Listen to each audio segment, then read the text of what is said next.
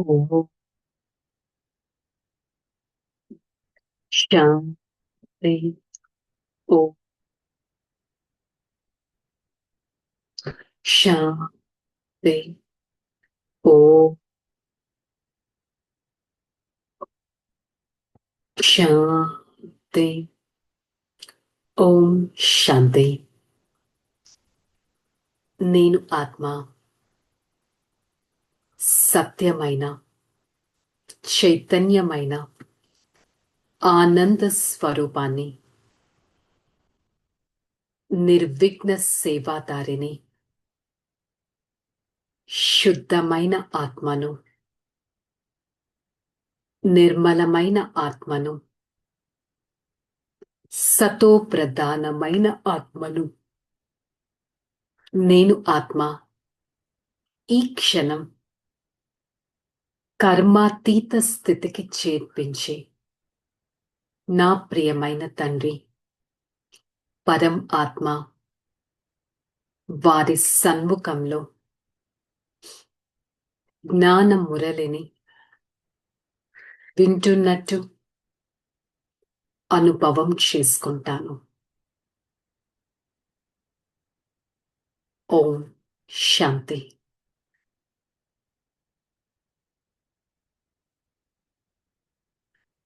ओम शांति. मुरली date 11/8/2025.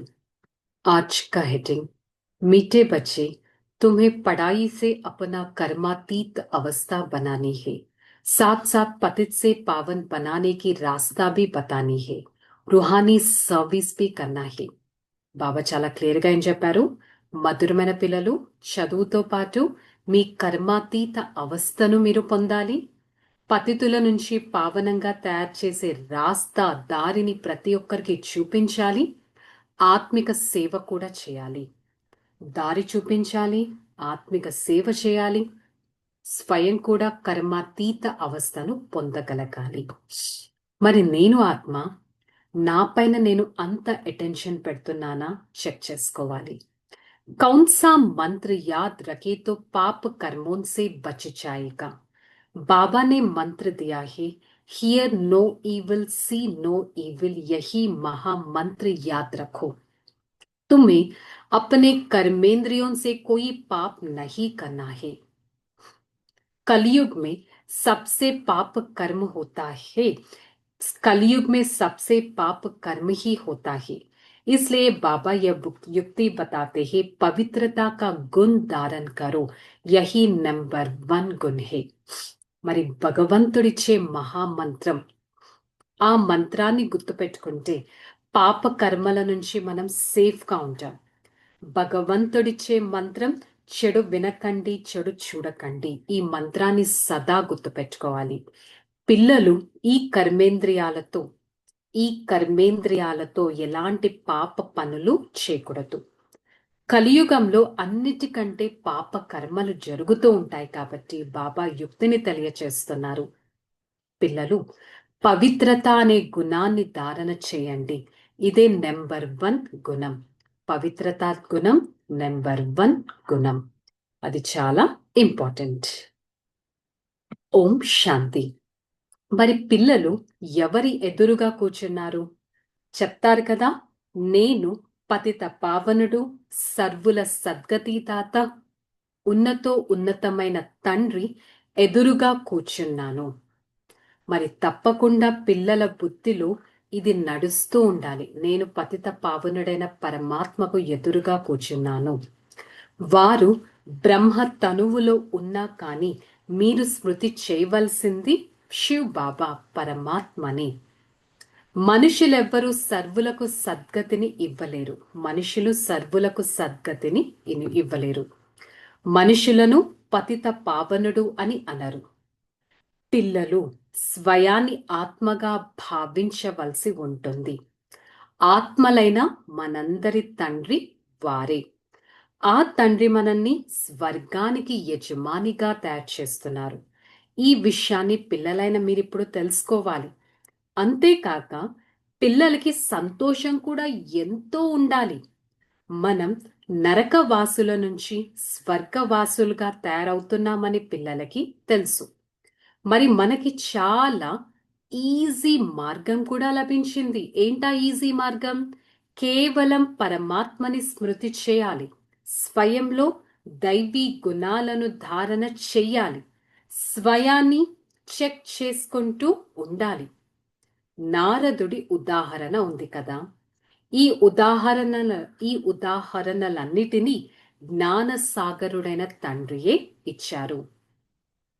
సన్యాసులు మొదలైన వారు ఏ ఏ ఉదాహరణలైతే ఇచ్చారో అవి వాస్తవానికి పరమాత్మ ఇచ్చినవే. భక్తి మార్గంలో కేవలం గానం చేస్తూ ఉంటారు. ఏమని గానం చేస్తారు? తాబేలు, సర్పము, భ్రమరము ఉదాహరణలు ఇస్తూ ఉంటారు. కానీ వారు స్వయం ఏమీ చేయలేరు. తండ్రి వచ్చి ఉదాహరణలను భక్తి మార్గంలో మళ్ళీ రిపీట్ చేస్తూ ఉంటారు. భక్తి మార్గం అంటేనే గతానికి సంబంధించిన స్మృతి చిహ్నం. ఈ సమయంలో ఏదైతే ప్రాక్టికల్గా జరుగుతుందో దానికి తర్వాత భక్తిలో గాయనం చేయబడుతుంది. దేవతల జన్మదినాన్ని మరియు భగవంతుడి జన్మదినాన్ని జరుపుకుంటారు. కానీ వారికి ఏమీ తెలియదు. ఇప్పుడు మీరు అన్ని అర్థం చేయిస్తున్నారు. భగవంతుడి నుంచి మనం ఇప్పుడు శిక్షణలు కూడా తీసుకుంటున్నాం. పతిత పావనుడు ఒక్క పరమాత్మే. ఈ ముఖ్యమైనదే ప్రతి ఒక్కరికి అర్థం చేయించడం. పతిత పావనుడు ఒక్క పరమాత్మ అనేది ముఖ్యమైన ఆత్మిక సేవ అందరికీ మనం అర్థం చేయించాలి. స్వయానికి స్వయం నేనొక ఆత్మ అనే విషయం కూడా ఎవరికీ తెలియదు. ఆత్మ అవినాశి అయినది. ఎప్పుడైతే సమయం వస్తుందో అప్పుడు ఆత్మ వచ్చి శరీరంలోకి ప్రవేశిస్తుంది. సమయం వచ్చినప్పుడు ఆత్మ వచ్చి శరీరంలోకి ప్రవేశిస్తుంది. కావున స్వయాన్ని ఘడియ ఘడియ ఆత్మగా భావించండి. ఆత్మనైన మన తండ్రి పరంపిత పరమాత్మ. వారు పరమ శిక్షకుడు కూడా. ఈ విషయం కూడా పిల్లలకి నిత్యం గుర్తుండాలి. పరమాత్మ పరమ శిక్షకుడు అనే విషయము అందరికీ గుర్తుండాలి. మోస్ట్ ఇంపార్టెంట్, వినాశనం ఎదురుగా నిలబడి ఉంది. సత్యుగంలో దైవీ పరివారం చాలా చిన్నగా ఉంటుంది. కలియుగంలో అయితే ఎంతమంది మనుషులు ఉన్నారు. అనేక ధర్మాలు, అనేక మతాలు ఉన్నాయి. సత్యుగంలో ఇవేవి లేవు. మరి పిల్లలు రోజంతా బుద్ధిలోకి ఈ విషయాలు తలుచుకుంటూ ఉండాలి. ఇది చదువు కదా. ఈ చదువులోనైతే అన్ని పుస్తకాలు మొదలైనవి ఉంటాయి. ఆ చదువులో ప్రతి క్లాస్లోనూ కొత్త కొత్త పుస్తకాలు కొనుక్కోవలసి వస్తుంది.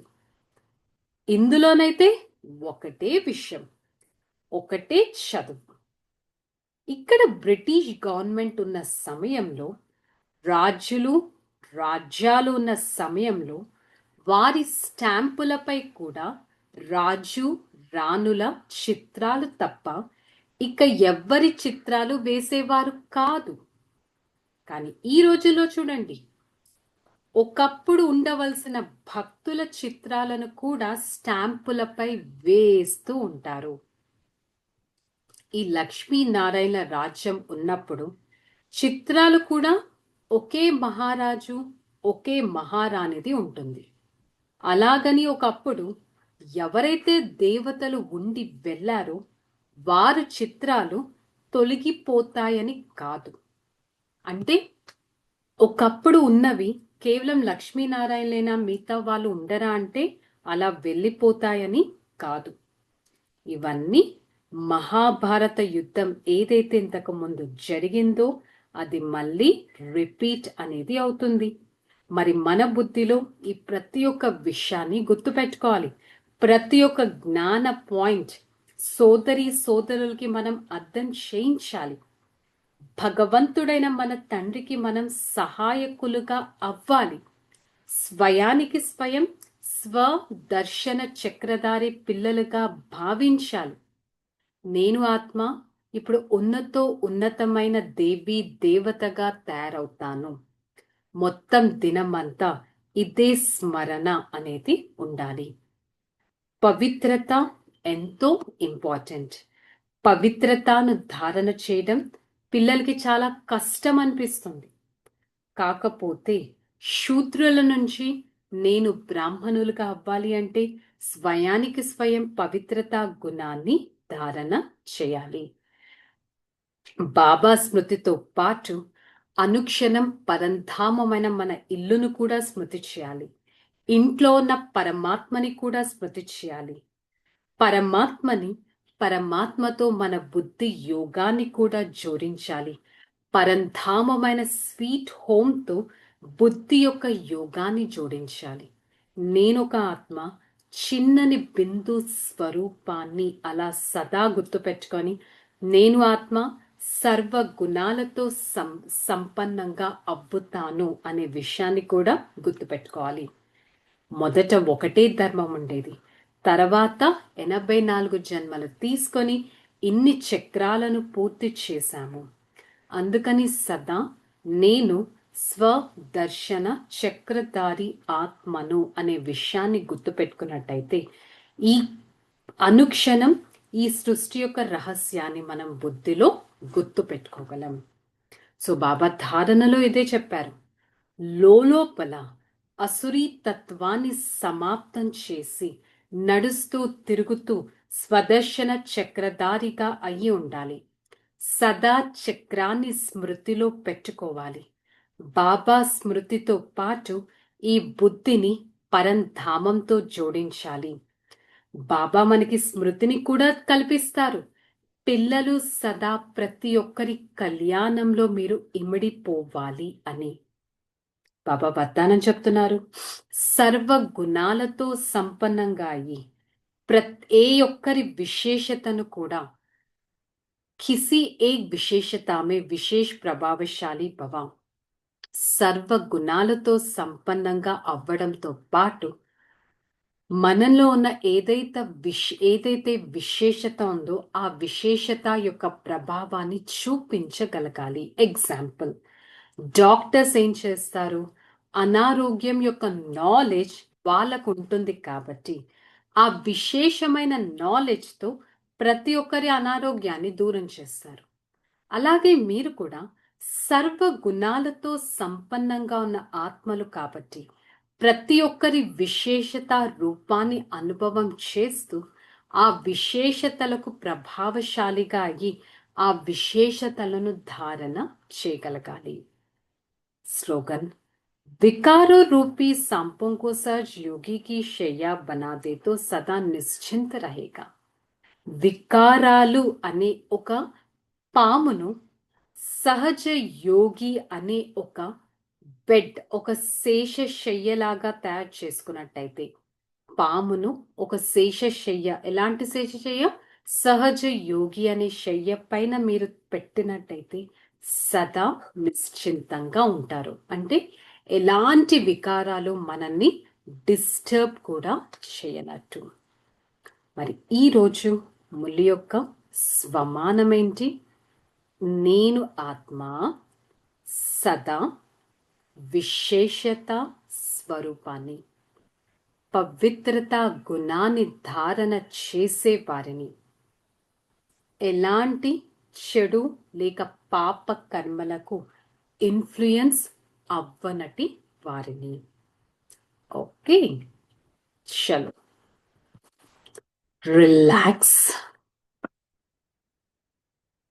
నేను ఆత్మ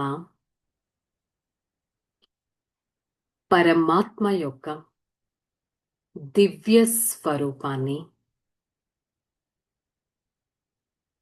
సేవాదారి ఆత్మను, నిశ్చింత ఆత్మను, దయాభిరాముడను, పరోపకారి ఆత్మను,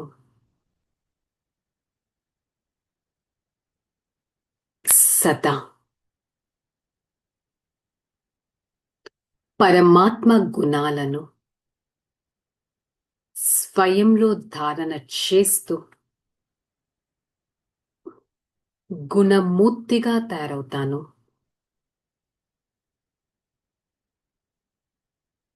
పరమాత్మ గుణాలను ప్రతి అడుగులో ధారణ చేస్తూ ప్రభావశాలి ఆత్మగా అవుతాను. నేను పరమాత్మ యొక్క సేవాదారి ఆత్మను. పరమాత్మ పైన ఎంతటి ప్రేమ ఉంది, సర్వుల పైన ఎంతటి ప్రేమ ఉంది.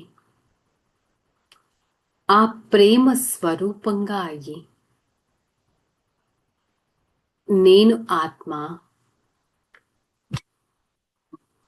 నిశ్చింత జీవితాన్ని గడుపుతాను. బాబా, మీకు ఎంతో ధన్యవాదాలు. నా ఈ జీవితాన్ని ఇంత ఉన్నతంగా చేశారు.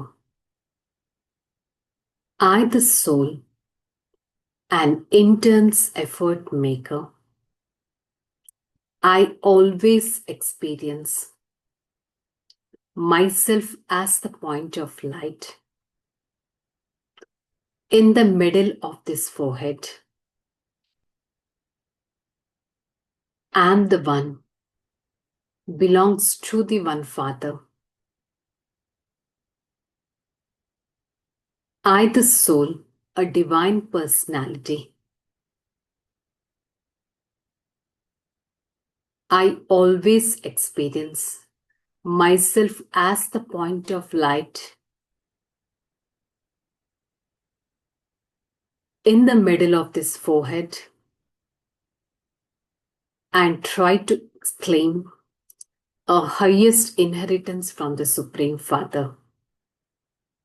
Hey Father, thank you so much for showing me the path which belongs to the true Father. I always try to follow the path of the Supreme Father and be a detached observer all the time. Om Shanti, Shanti, Shanti.